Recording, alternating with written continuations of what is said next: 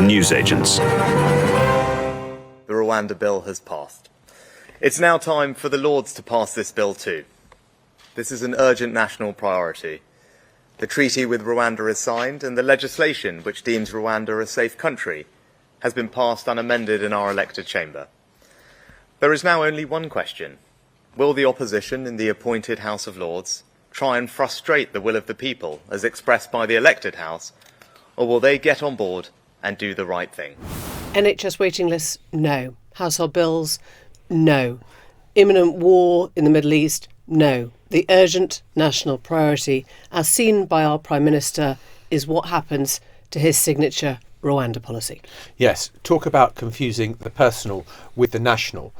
Rishi Sunak has gambled everything on the Rwanda policy. Do the rest of the British people feel that this is the most urgent national priority right now? Probably not, but his pollsters probably telling it is. Welcome to the newsagents.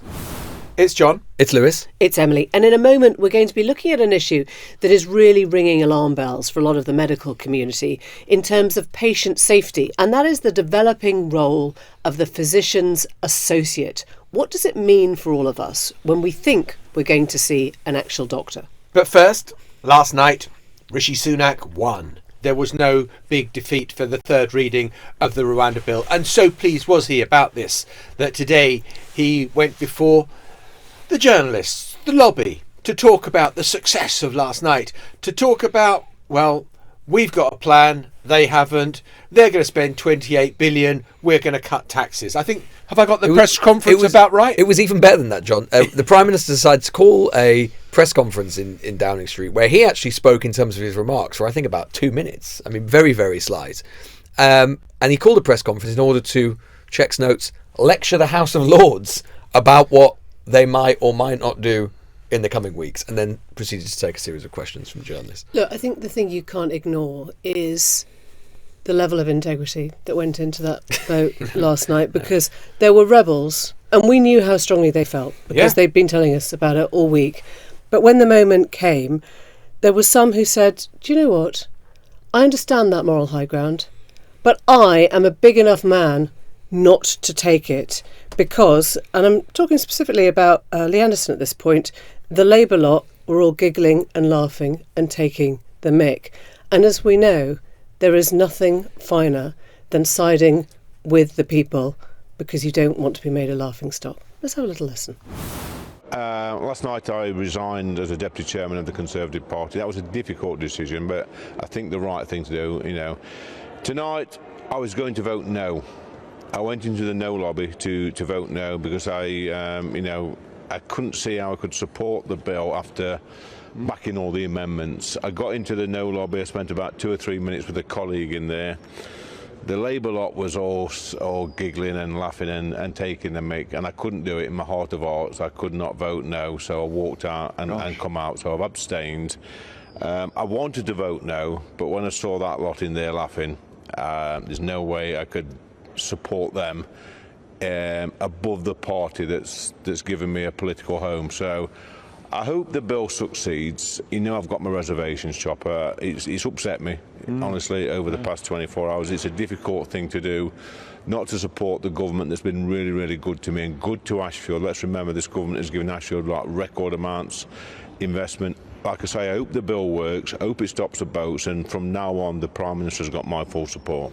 You seem quite crestfallen, Lee. I am. I'm gutted, mate, to be honest with you. It's not a nice thing to do to watch your mates go into one lobby and you go into the other. Like I said, I went into the no lobby to rebel. This is the key word at the moment. But once I saw the Labour lot sniggling and taking the mate, I thought, you know what? Well, haven't you got a thick skin, Lee Anderson? Come on, I've seen you go toe to toe with the left of the Chopper. But at the end of the day, my mates are going in one lobby and I'm in another, and they're taking the.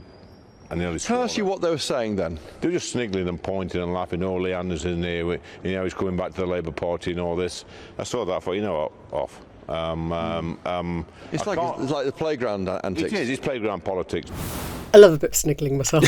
I really love singing. But just to sort of unpick that for one moment, because it actually gives you a headache when you think about all the arguments he's putting forward. He wanted to rebel.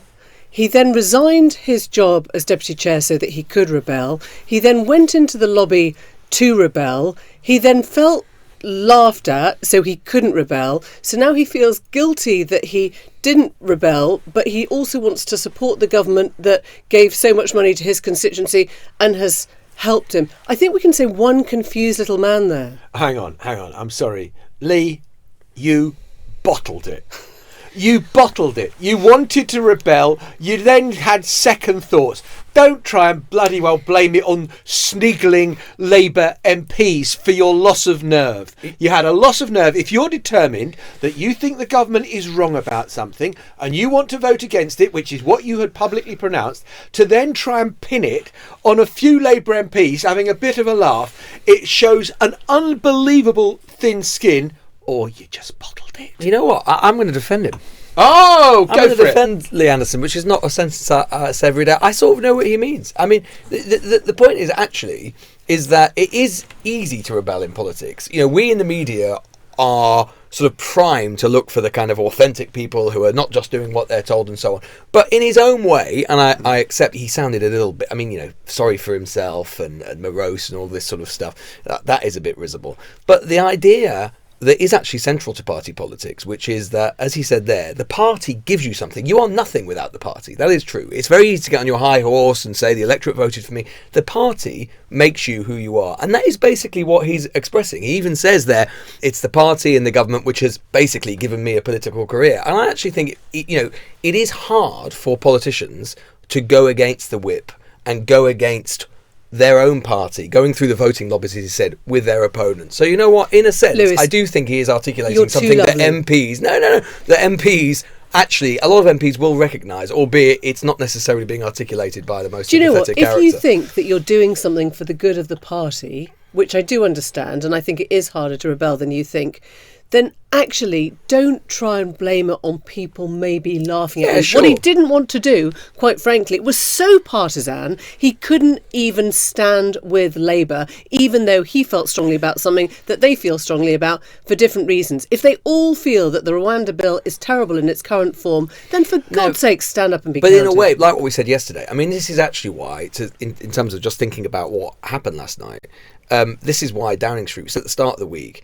The big bet that Downing Street is making, the Whips are making, is that when push comes to shove, there will only be about a dozen or so rebels. That came to pass. And that is ultimately because, in a way, there is some sort of follow-through and coherence to what they've done, which is to say that when the amendments came up, they were trying to improve the bill.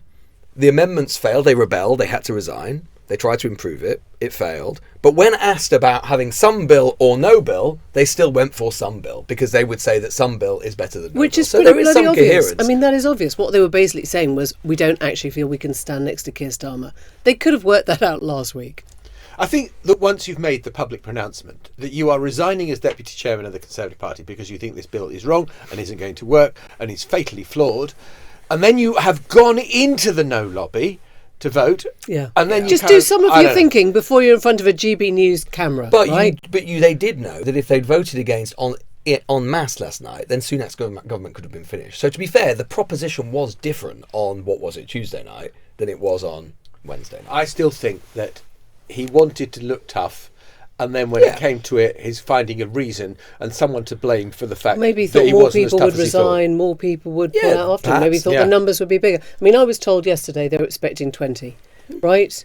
In the end, it was just the absolute hardcore hardliners. Absolutely, it's about 12. Suella Braverman and a core, a rump of people who, are pretty unreconciled to Sunak come what may. So Sunak did have a win. But how long that win endures is another question, which is what today's press conference was about. Yeah. Well, should we have a little flavour of the core message that Rishi Sunak wanted to repeat again and again and again?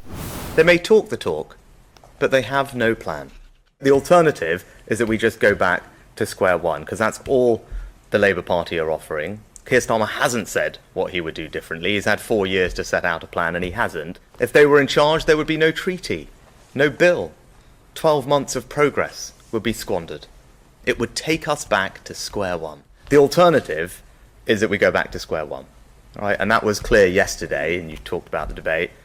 The Labour Party have offered no alternative, and our job is to stick to that plan deliver for the country, and the alternative, as I said, is clear. Keir Starmer has had 4 years to set out an alternative, and he hasn't done so.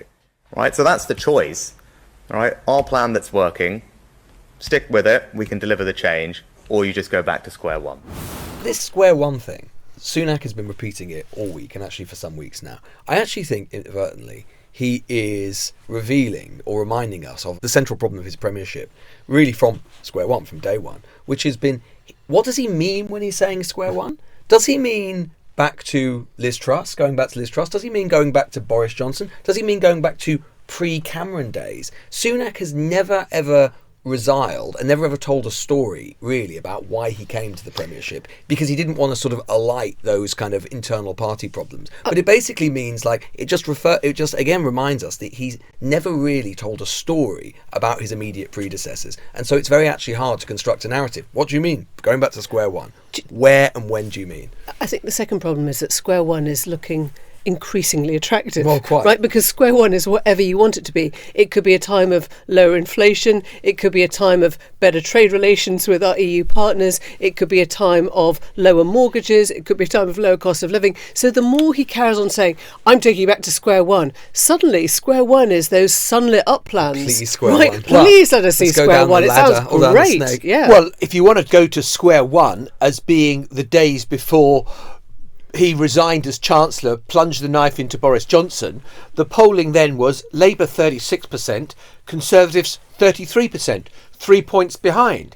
If you look at the latest YouGov poll today, Labour are on 47%, the Tories are on 20%, 27 points behind Labour. I can't actually envisage 20%. I cannot. I mean, that was what the Lib Dems used to be on in their sort of heyday. Well, if you look at the voting intention among those people under 50, it's even more stark, with Labour something like at 60% and the Tories at 10%. My God, no wonder the Tories won't do anything about the triple lock for pensioners when they look at polling numbers like that, which show that only 10% of the British population under 50 years old are going to vote for them. Except that's counterintuitive, because instead of saying, let's give everyone a wheelchair, let's give everyone a pension, what they should actually be doing is saying, how do we get the rump of the under 50s? Let's give everyone a flat. Let's give everyone, job security when they're younger. Let's give everyone, the chance to vote without necessarily needing to have a passport or a driving licence at the polls. Actually, they're going about this completely the wrong way. They've already got the elderly people, right?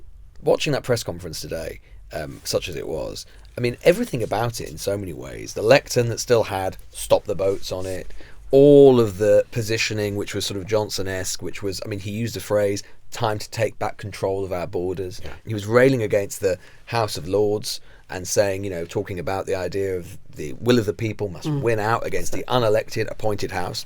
Your party's appointed absolutely hundreds of them, but leaving that to one side, including party donors and so on, very young aides of Boris Johnson. All of it screamed, in so many ways, almost imminent election campaign about this issue. And if you know nothing else about the political environment, that is what you would think. But everything that you've just said, John, about the polls would indicate that would be the worst idea imaginable. So there is this weird sort of juxtaposition, this jarring kind of set of realities going on in politics at the moment. The only way that I can put, and as you know, I've always thought the election would be at the very end of the year, maybe even in January next year.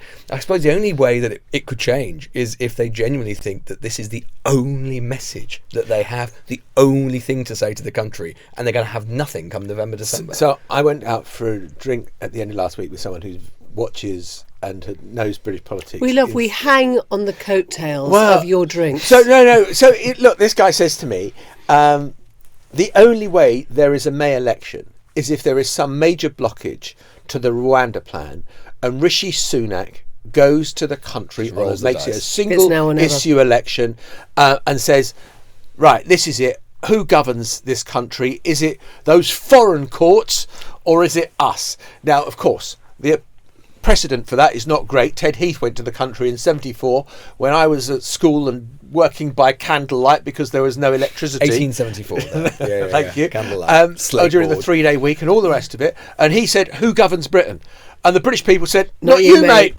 And Theresa May had a very similar, and again, even much more recently in 2017, Theresa May had a very similar perspective. Effectively, was it going to be Parliament? Is it going to be us? And it was just too sort of incoherent. And you can't. That's the thing. You can call an election about one issue, and it is amazing the extent to which an election is just unpredictable. It could just very quickly reel out of control.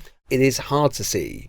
In terms of what happens next with the Lords, they will dilute it. They will knock it back to the House of Commons. So then Sunak just has to decide whether he thinks that is a big enough and significant enough kind of blockage for him, something that he can tell the country incredibly wage a campaign on, and whether the Conservative Party internally would allow him to do that with the polls currently as they are, or whether he would just continue to point to it as something over the long course of the year as an example of sort of political elites trying to undo him. I mean, it's a pretty once you start getting into the House of Lords, and the House of Lords is stopping this and stopping that, and judges are stopping this, it all becomes a little bit arcane, and I think dry and difficult. I think you can only use the will of the people argument in very selected moments, and I think Boris Johnson weaponised it to basically remind 52% of the population they voted for Brexit, and he used it as a way of proroguing Parliament and, actually upsetting the laws of the land in so doing.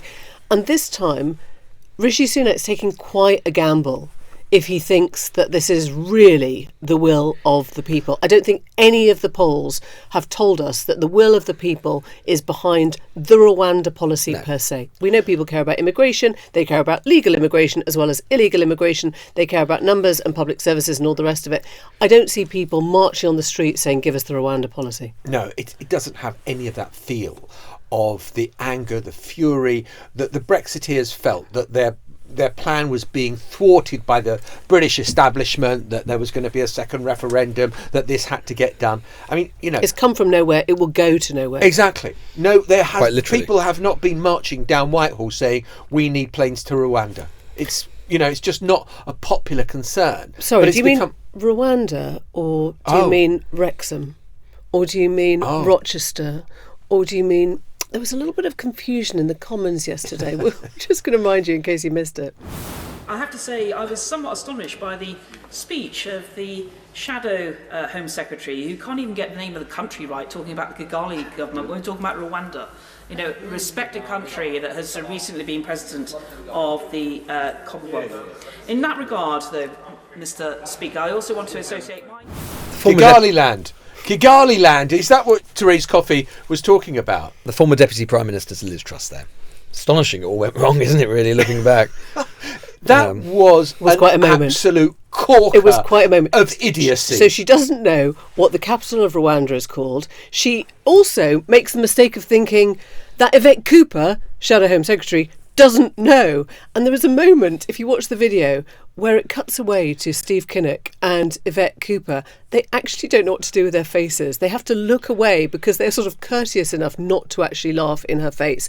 It's pretty grim as a mistake. Yeah, it's right up there with some of the worst cock-ups I think I've ever seen, where you just don't know what's what. I mean, it's kind of, it's sort of Sarah Palin-esque from when she was John McCain's running mate, and just the ignorance of some of these issues. So how much weight do we put behind what our colleague Natasha Clark at LBC, the political editor, is reporting, saying that letters are winging their way to the chairman of the 1922 committee because of Rishi Sunak's handling of this whole Rwanda thing, saying we have no confidence. I think it reminds me a little bit of mid-period of Theresa May's premiership, where you kind of knew letters were going in, but it's probably a trickle rather than a flood. Yeah. And there comes a point where MPs are almost at the kind of last straw, but not quite there. And fundamentally as well, look, if we're thinking about Rishi Sunak's week, it could have been a hell of a lot worse. They made a bet. It worked. He's lived to see another day. He's still got his signature issue, or even though it's not one he really cares much about or actually believed in initially, i.e. Rwanda, he's still there. It's still a dividing line. It's probably gone just about as well as a week as Number 10 might have hoped. Yeah, they had some resignations, but they were mainly quite minor. Lee Anderson, everyone knew that was probably going to happen. So, I think it is absolutely possible, I think we said earlier in the week, that I can absolutely foresee an internal challenge to Sunak at some point. I suspect that moment of peril will probably come either after the by-elections, the twin by-elections on the 15th of February, and or around the local elections in early May. So those are the moments of peril for him. I still think that the prospect of a challenge is underpriced, but I think he'd probably survive it and just limp on, John Major-esque. Yeah, I think there are always some letters going in, and there will always be, I don't know how big a rump is. You know, there Can there be very will big. Okay, well there is a. What are you thinking There of? is Yeah. I think there is a sort of sizable chunk who want Rishi Sunak out of that job. And we know, we've spoken to them, we've heard from people in his own party, former ministers, some of them, who just say he's not a very good politician. What's he doing leading the party? My sense is for them, if they couldn't bring him down over this, they'll try again over the budget, they'll try again over the next reading of the bill, and they'll probably try again come the May elections in May or whatever, because that will just be a continual chipping away. And some of them, as we know, are on the outside. Suella Braverman, Robert Jenrick and other names who broadly have shown us that they no longer think he is worthy of leading their party. And this was totally the plight of Theresa May, wasn't it? After the Chequers agreement that wasn't, the 2 resignations, the no confidence votes, the kind of limping on and just knowing inevitably what the end game is. Isn't that the problem, though? Isn't that the problem for all of us now? We've seen it before. We've seen this movie. Yeah, we've seen the movie. We know the rule book. We know what happens. We know that if it's not this time, it's that time. There are almost no surprises left in what the Tory party can do to itself. And the difference is, and the one other difference though with May, even though a lot of the dynamics are the same, is that with May there was a king over the water. There was someone not only who was a clear alternative, but there was someone with a clear alternative prospectus, or at least a different sort of approach. That does not exist this time. Yeah. Where would the party go? So it goes back into a sort of Trussite direction, sort of economically libertarian. Well, we saw how that unwound. There wouldn't be an obvious candidate from the One Nation wing who would do something significantly different to Sunak. So everyone gets a go. Yeah, everyone gets to go. Suella, that's the thing, the history of the Tory party in recent years is one of different drivers getting behind the wheel and each time crashing the car. Yeah. So there is no longer a clear alternative driver there to take over. And in a way, that remains Sunak's strongest card. If you're going to see a professional and you go and see the assistant, you know pretty well that that person is the junior to the boss. If you're going to see an associate, you think they are on the same level. And there is confusion now within the health service over whether when you go and see a physician's associate, which is what the assistant is now called, are you seeing a proper doctor? Are you seeing someone who is fully medically qualified? Or are you seeing someone who's a kind of little bit better qualified than a nurse? We're talking about physicians' associates. They used to be called physicians' assistants, and to be fair, this is not a new idea. They came in 2004. It was an idea of helping to try and solve a workplace crisis when people couldn't see a doctor. And you understand that these people are not medically trained. They do not have a medical degree. They're graduates. They're then given a couple of years sort of training on the job. And if you like, they'll sort of sit somewhere between nurses and one up from that. They might be able to do injections, they might be able to do records, they might be able to do first initial assessments. But what is happening now is they've gone under-regulated for so long and their roles are starting to change. And in some cases, they're given jobs which literally replaces the jobs that a doctor would do. And the doctors are not there to monitor how those jobs are being done. And people's lives, say the medical community, are seriously being put at risk. Look, when I lived in Washington, the GP practice that I belonged to, you'd ring up and say, can I have an appointment with Dr. McMacken, my doctor? And they'd say, well, you can't see him for next 10 days, but the PA is available, the physician's assistant. It was very clear that it was an assistant and not an associate. You would never mistake this guy, who was very good, for the doctor. And that seems to have got a bit blurred. And there are also reports emerging that there have been a number of cases where they have actually acted like doctors without the proper medical supervision that they should. And all this at a time when the government is planning to expand massively the role that the physicians' associates will play in the National Health Service. Currently, there are some 4,000 PAs in the NHS. the government is hoping that they will raise that number to 10,000 by 2038. Yeah, and there's a case that some of you might remember of a 30-year-old woman called Emily Chesterton. Now, she had a blood clot, but she was diagnosed by a physician associate at her local surgery, twice misdiagnosed, and her symptoms, she was told, were a sprain perhaps, or long COVID, or a bit of anxiety. And a coroner had later said she would probably have survived if she'd been referred to A&E. Now, clearly, these kinds of cases come up whether you're talking about assistants, associates, or doctors themselves. But it is being seen as a slightly totemic example of what happens when physicians' associates are given too much power, are basically put in the place of doctors, and we as patients don't realise the difference. Well, let's talk now to Dr. Rachel Clark. She's an NHS palliative care doctor and author, and kind of does some amazing work around the world. Rachel, it's very good to have you with us. What is your concern? It is about the safety of my patients, all of our patients. What has happened increasingly over the last few years is physicians' associates are now being used to replace doctors. They're doctor substitutes. So incredibly, a physician's associate can do things like they can even perform procedures on a human brain. They can take the place of very senior doctors on rotas. They can be the person who someone sees when they go to their GP practice and they think they're seeing a GP. And crucially, patients have no idea that this is happening and they haven't consented to it. Sorry, just spell that out for us, Rachel. Are you saying that they actually do surgery? Because from what I understood, these people, these associates, don't have medical degrees. They're graduates, but they don't necessarily have medical degrees. They just have 2 years of training. They categorically don't have medical degrees, Emily. And of course, a medical degree is usually 5 years. You can just about compress it into 4 years, but that makes the workload really, really substantive. But yes, they are doing invasive procedures. In theory, they are overseen by a doctor, but that's exactly where the crux of the matter is. If they are meant to fix a workforce crisis, but if they are having to be supervised by doctors who are already run ragged, then that's not necessarily helpful. I just read on the NHS website before I came into the studio about the role of the physician's associate.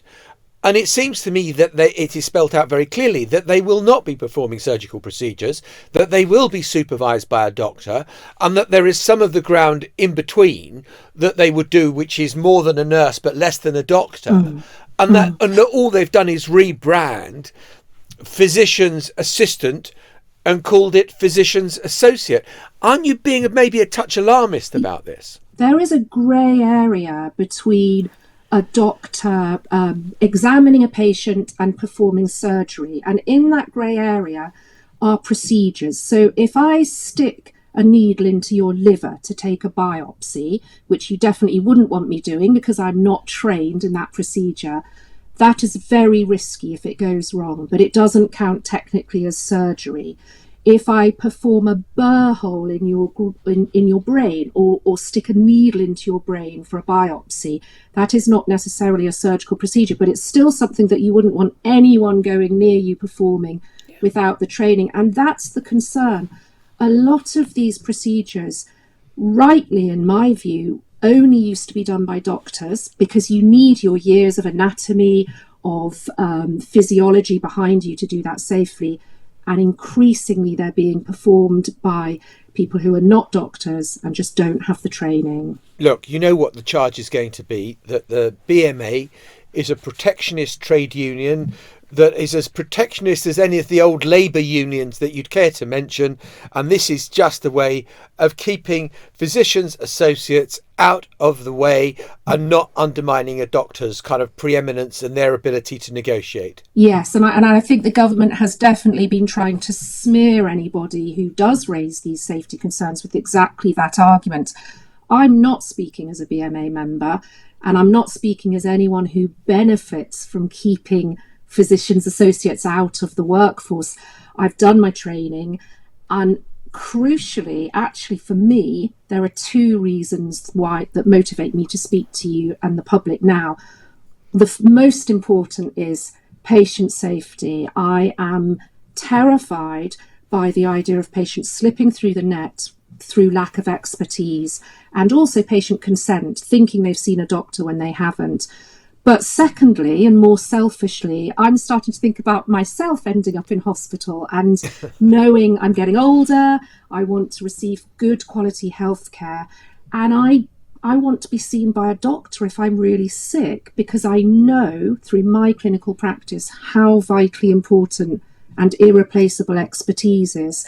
And I think at the moment this is a cost-cutting exercise that is being dressed up as something that is benign and good for patients, whereas actually it's putting them at risk. Rachel, just before we go, explain to us, if you can, why this is all sort of coming to a head now, because it seems to centre on plans to actually regulate physician associates. Just spell that out for the sort of the lay woman man, what that actually means. So now the GMC, after a lot of pressure from doctors, has said, sort of dragging their heels, has said, OK, we'll regulate this profession. Now, that's a good thing.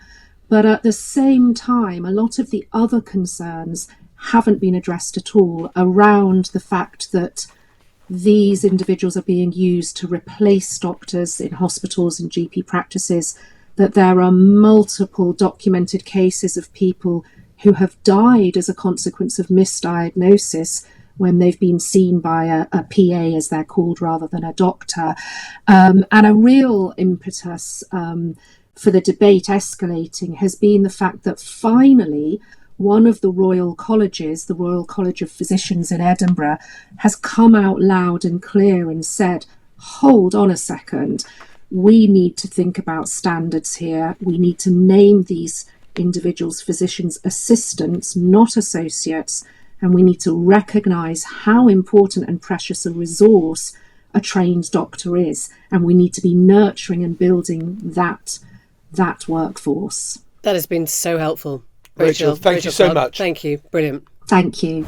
So we went to the health department and we said, look, tell us what's going on. They did give us this statement. Yeah, and it says the role of medical associates, such as an anaesthesia and physician associates, is to work with doctors, not to replace them. And they already make a significant contribution to the NHS. This new legislation will ensure they're properly regulated and boost patient safety, with the General Medical Council operating strict fitness to practice procedures and setting education and training standards. And the last thing it says is, we are taking action to reduce pressure on frontline services and improve access to high quality healthcare for patients, while also setting out how we will retain and recruit more staff to the NHS long-term workforce plan.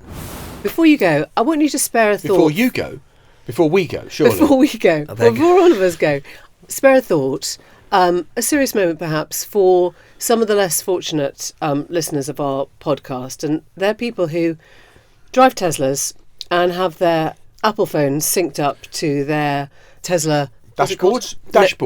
To their Tesla dashboards. Because we were told by Lee that something very difficult happens every time he enters his Tesla, which is that the newsagents, which should naturally carry on playing in his Tesla... Which he's a big fan of.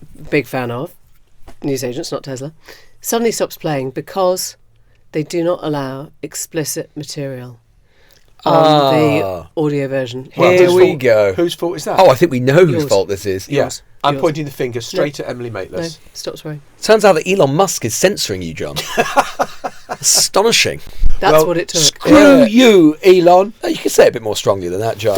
You, Elon. Yeah, there Actually, we go. to be fair, that was not what Lee was writing to us about. He said, could you do a bleeped out version so that it carries on playing from his phone in his Tesla? Okay, do it again. This time they'll bleep it out. Okay, to Elon. Yeah. To Elon. Okay, good. We're getting really sophisticated stuff, this. We're hazing Elon Musk now. Is that where we're at? We used are. to be on the BBC, for God's sake. Our standards have slipped. Yeah. And haven't we got some more correspondence? All the letters are coming to you, Maitlis. Yeah, bin head, bucket face, bucket head. Sorry, are they separate people or Count Binface? Count Binface. Please use his full title. Count. He's a count. He's an His aristocratic Excellency figure. Count Oh my Binface. God. Yeah.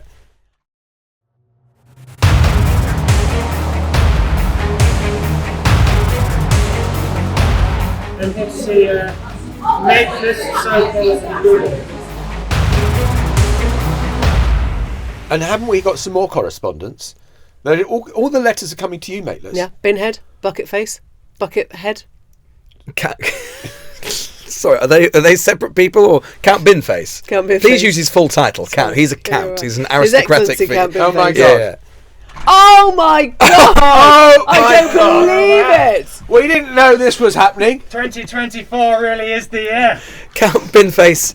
To be Is it- honest, I think that's James O'Brien. Count. Really? No, I I'm know, surprised it took you please, that long. please. It is an absolute privilege to be with you guys. The greatest podcast Your in the omnibus. Your Excellency, please Let's sit quick down. through. Sorry, I'm an It is wonderful, isn't it, that British democracy does have space for the idiot. Now, you might tell me which party that is, but the point is, it's both joyful and I think a wonderful display of defiance that even in the 21st century, you can stand in that village hall next to the Prime Minister of the day, dressed as a Wally, and take part in democracy. Binface, I mean, it's fantastic. just give us a scoop. Did you ever talk to Theresa May after that night? Did you bet she was too exchange tearful. a word with her? Because that was the night where, memorably, she lost her parliamentary majority, and she was standing next to you. I remember Yes. that scene so clearly. Did you ever sort of share a quiet word in the green room?